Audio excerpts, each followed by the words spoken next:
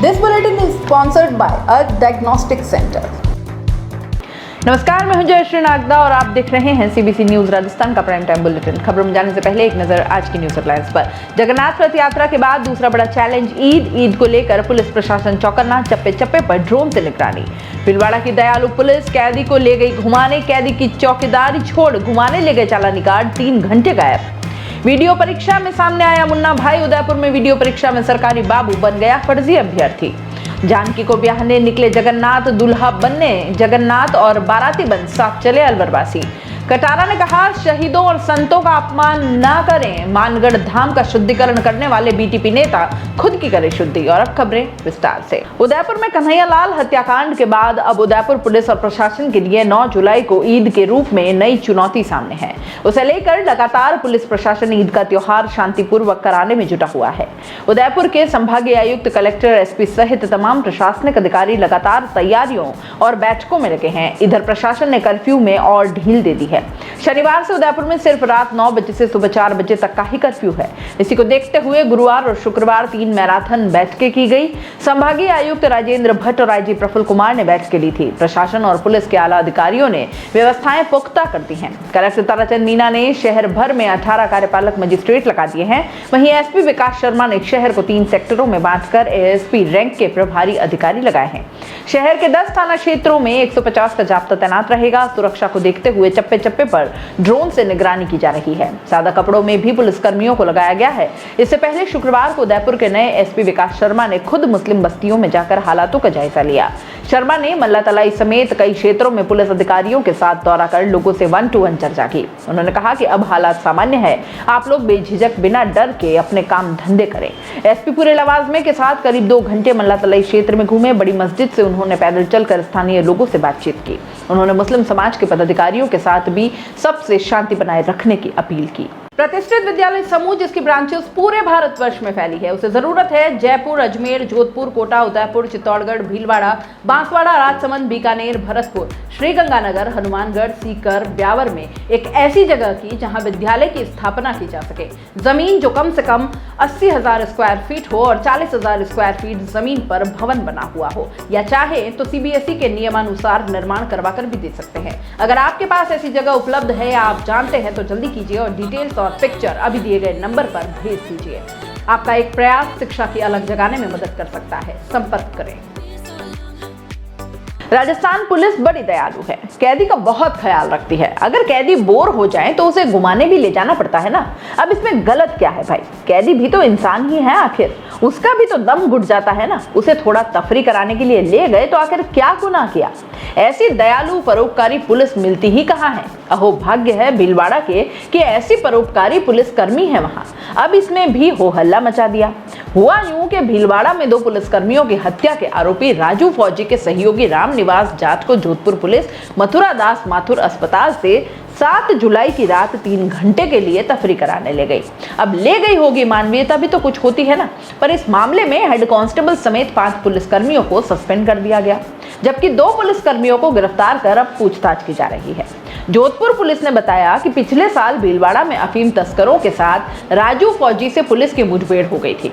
मुठभेड़ में 2 पुलिसकर्मियों की मौत हो गई थी और इस मामले में राजू फौजी के सहयोगी रामनिवास जाट को गिरफ्तार किया गया। रामनिवास जोधपुर जेल में बंद है। 24 जून को रामनिवास को पीठ दर्द की शिकायत पर जोधपुर के मथुरादास माथुर अस्पताल में भर्ती करवाया गया। रामनिवास के अस्पताल में रहने के दौरान एक हेड कांस्टेबल समेत 5 चालानी गार्ड की ड्यूटी थी। रामनिवास अस्पताल के कॉटेज वार्ड में था और इस दौरान नर्स इंजेक्शन लगाने आई तो कमरा अंदर से बंद मिला। 1.5 घंटे तक दरवाजा नहीं खुला तो शक हुआ। ऐसे में अस्पताल का एक कर्मचारी पार्किंग के रास्ते कॉटेज की खिड़की तक पहुंचा और खिड़की से अंदर जाकर कमरे का दरवाजा खुला। कमरे में न तो आरोपी रामनिवास था और उसकी सुरक्षा में तैनात चालानी गार्ड मिले। इसके बाद नर्स ने अस्पताल की पुलिस चौकी को फोन कर इसकी सूचना दी। चौकी से पुलिस ने चालानी गार्ड को फोन किया। फोन करने के बाद चालानी गार्ड बंदी रामनिवास को लेकर वापस अस्पताल पहुंच गया।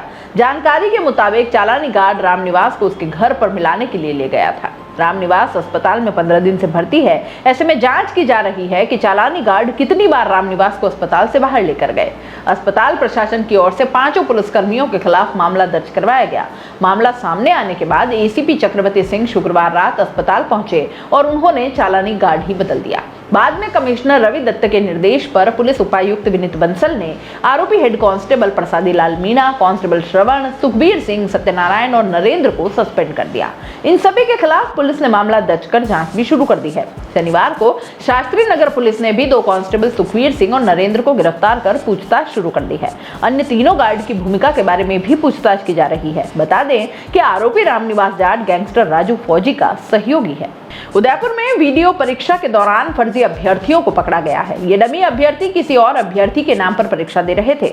उदयपुर की डीएसटी टीम ने प्रतापनगर और सूरजपुर पुलिस ने अलग अलग जगहों पर कार्रवाई करते हुए इन अभ्यर्थियों को पकड़ा है। इनमें राजस्थान विद्यापीठ से ओम प्रकाश बिश्नोई नाम के व्यक्ति को पकड़ा गया, जो फर्जी रूप से परीक्षा दे रहा था। ये व्यक्ति जोयताराम देवासी की जगह परीक्षा दे रहा था और इसके लिए उसने 10 लाख रुपए की रकम लेना भी कबूल कर लिया। ओम प्रकाश एक सरकारी बाबू है और इसी तरह देवारी के सीनियर सेकेंडरी स्कूल में श्रवण बहादुर की जगह रमेश बिश्नोई परीक्षा देता पाया गया। उसने भी 10 लाख रुपए की राशि लेना कबूल कर लिया। उसे भी प्रतापनगर पुलिस थाने लेकर आ गई। इससे पहले सूरजपोल थाना पुलिस ने इलाके के महिला मंडल स्कूल से 2 अभ्यर्थियों को पकड़ा। दोनों झालोर के रहने वाले थे। शनिवार को हुई परीक्षा में उदयपुर में अभ्यर्थियों की उपस्थिति 90.20% रही। कुल 18,033 में से 19,992 अभ्यर्थियों ने परीक्षा दी, जबकि 1959 अभ्यर्थी अनुपस्थित रहे। उदयपुर में 72 परीक्षा केंद्रों में यह परीक्षा हुई थी। हर वर्ष की तरह अलवर के आराध्य भगवान जगन्नाथ शुक्रवार शाम 7:35 पर सुभाष चौक मंदिर से इंद्र विमान में विराजित हो जानकी से ब्याह करने निकले। दूल्हा बने जगन्नाथ के साथ 6 किलोमीटर के रथ यात्रा मार्ग में पूरा अलवर बाराती बना और भजनों और बैंड बाजों के साथ झूमते नाचते चला। अलवर पुलिस ने जगन्नाथ को गार्ड ऑफ ऑनर दिया। इस्कॉन की मंडली हरे कृष्ण जय जगन्नाथ के जयकारे लगाती चली गई। मार्ग में कुल 52 मंदिरों पर जगन्नाथ जी की आरती उतारी गई। रात को भगवान जगन्नाथ रूपबास स्थित रूप हरि मंदिर पहुंची। यहाँ सीताराम जी ने अपने देव की अगवानी की। भगवान जगन्नाथ 12 जुलाई तक यहाँ ठहरेंगे और इस दौरान 11 जुलाई की रात 10 बजे भगवान जगन्नाथ और जानकी जी का वरमाला महोत्सव होगा। इसी दिन भरमेला भी रहेगा, जो 12 जुलाई को भगवान जगन्नाथ व मैया जानकी के सुभाष चौक मंदिर लौटने के बाद संपन्न होगा। इस दिन शाम 5 बजे रथ यात्रा रूपवास से रवाना होगी। शाम को 6:10 पर शुभ मुहूर्त में जिला कलेक्टर डॉक्टर जितेंद्र कुमार सोनी ने गौलक पूजन किया। शाम 6:25 बजे रथ पूजन हुआ और इधर भगवान जगन्नाथ की प्रतिमा का दूल्हा रूप में सजाने के बाद लाल कारपेट पर होकर गर्भगृह से इंद्र विमान में विराजमान किया गया। जगमगाते इंद्र विमान में भगवान जगन्नाथ के विग्रह की आरती उतारी गई। पुलिस के जवानों ने गार्ड ऑफ ऑनर दिया। पुलिस बैंड के स्वर लहरियों के साथ इंद्र विमान रूपबास को रवाना हुआ। रथ यात्रा में सबसे आगे निशान लिए ऊंट व घुड़सवार, शहनाई वादक, ताश पार्टी, नगाड़ा, भजन मंडली चलते रहे। जय जगन्नाथ हरे गाती इस्कॉन मंडली के साथ गणेश जी, राम दरबार, शिव पार्वती, संत सुंदरदास की झांकी चली। छड़ी बल्लम इंद्र विमान के आगे सैनी घड़ियाल पार्टी चल रही थी। पटेबाज करतबों से लोगों को रोमांचित करते रहे। रथ यात्रा से पहले सुभाष चौक मंदिर में विवाह पूर्व की रस्में निभाई गई। सुबह महिलाओं ने बन्नो माने प्यारो लागे रे भजन, शादी का ढोल, सुन आई मैया, दे दो बधाई और शहनाई वादन कार्यक्रम हुए। बाजार में भीड़ होने से घरों की छतों पर जरोखों से भी लोगों ने आराध्य को नमन किया। कंपनी बाग से नंगले सर्कल तक मेला का माहौल था। सामाजिक, धार्मिक और व्यापारिक संगठनों ने जगह जगह शरबत, मिल्क रोज, ठंडाई, शिकंजी की प्याऊ भी लगाई। पूर्वी राजस्थान नहर परियोजना यानी ईआरसीपी पर सियासी घमासान बढ़ता जा रहा है। एक तरफ भाजपा नेता कांग्रेस पर जनता को गुमराह करने का आरोप लगा रहे हैं, तो वहीं कांग्रेस नेता पूर्वी राजस्थान में अपने पक्ष में माहौल बनाने में जुटे हैं। शनिवार को दौसा में राज्य सरकार के 3 मंत्रियों ने केंद्र सरकार और भाजपा को घेरा। इस दौरान महिला बाल विकास मंत्री ममता भूपेश ने पीएम नरेंद्र मोदी और केंद्रीय जल शक्ति मंत्री गजेंद्र सिंह शेखावत पर बड़ा हमला बोला। भूपेश ने कहा कि चुनाव के दौरान पीएम ने जनता से ईआरसीपी का वादा किया था, लेकिन जल शक्ति मंत्री शेखावत ने उसे गलत बताया और कहा था कि पीएम ने ऐसा कोई वादा नहीं किया, इसे सही साबित कर दो तो मैं अपने पद से इस्तीफा दे दूंगा। पीएम के वादे का वीडियो सामने आया तो उन्होंने चुप्पी साध ली। मंत्री ममता भूपेश ने कहा कि गजेंद्र सिंह शेखावत एक क्षत्रिय है और क्षत्रिय वचन का पक्का होता है, प्राण जाए पर वचन न जाए। जल शक्ति मंत्री को अपना क्षत्रिय धर्म निभाते हुए तत्काल अपने पद से इस्तीफा देना चाहिए।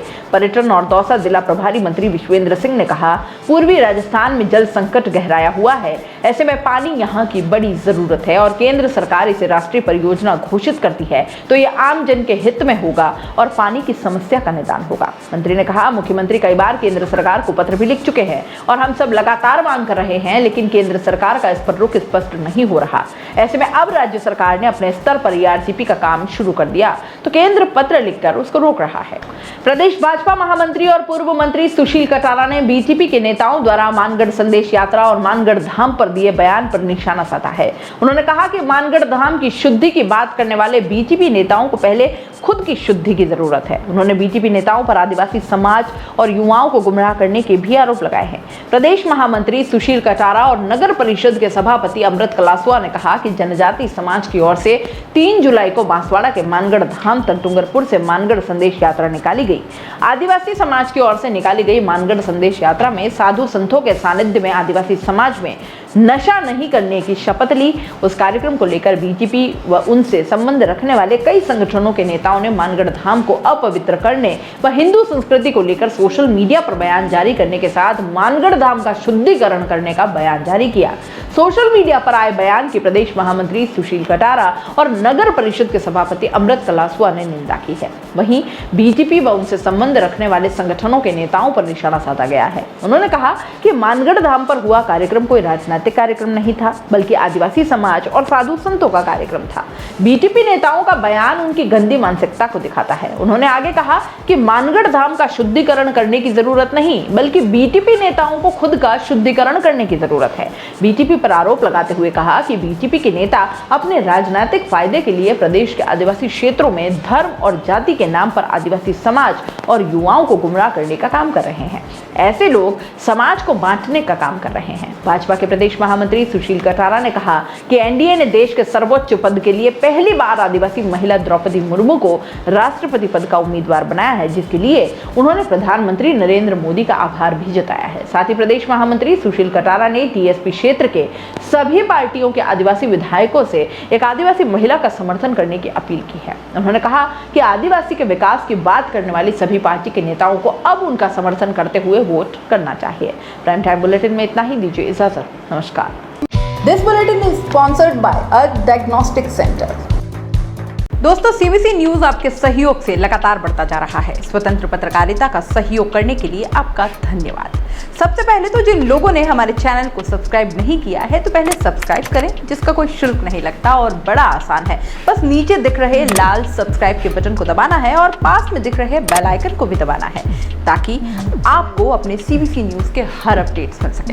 हमारे इंस्टाग्राम पेज और फेसबुक पेज को भी लाइक करें, फॉलो करें, वहां पर भी आपको मिलती है तरह तरह के अपडेट्स। हम पूरे राजस्थान से आपके लिए लाते हैं वो खास खबरें जो आपके लिए जरूरी है, और वो भी पूरी बेबाकी के साथ। पत्रकारिता के इस मुश्किल दौर में आपकी आवाज जिम्मेदारों तक पहुंचाना ही हमारा लक्ष्य है, और ये आपके सहयोग के बिना संभव नहीं है। हमारा सहयोग करें, स्वतंत्र पत्रकारिता में अपना योगदान दें और ज्वाइन बटन पर जाकर सदस्यता लें, चाहे सबसे छोटी सहायता के रूप में ही क्यों न हो। जनता की बेबाक आवाज बने रहें, उसके लिए सहयोग आपको ही करना है। सब्सक्राइब करिए और ज्वाइन बटन पर क्लिक कर सदस्यता ग्रहण कीजिए।